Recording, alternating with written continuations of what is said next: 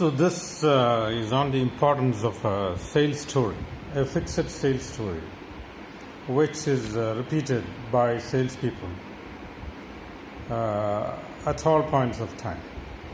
See, we have all heard the story of the blind man and the elephant. The blind guy who caught hold of the tail said, "Elephant is like a snake." The fellow who caught hold of the neck said, "It's like a tree."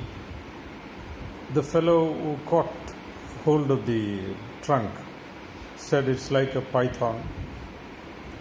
This is exactly what happens to our product without a fixed sales story.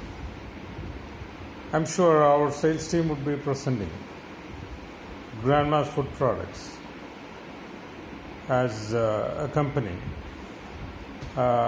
with a big lineup of products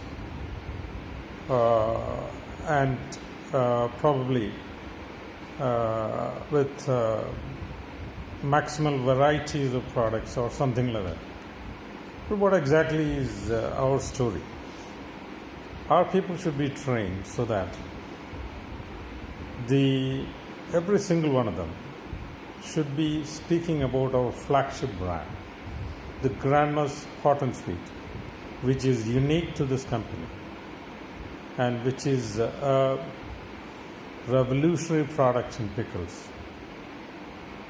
having a perfect nutritional balance, zero preservatives, almost like a food supplement in the form of pickles. And then they should be talking about our consistency in quality, which is unchallengeable. They should be talking about our global presence, being a transnational company. They should be talking about FDA and European approvals, which only few brands have. They should be talking about the tradition of trust that Grandma's has,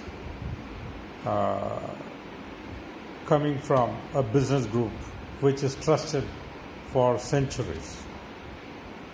So the sales story must be uniform, powerful, USP based, and no sales officer, whatever be the designation, whatever be the location, should be allowed to deviate an inch from the sales story, unless we want to create the image of a product with no image whatsoever.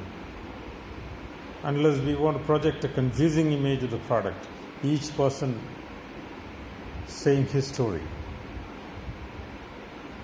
So we need to design the storyline very carefully, train every single individual. Even if woken up in the middle of sleep, he should be uttering exactly the same sales story without any different whatsoever.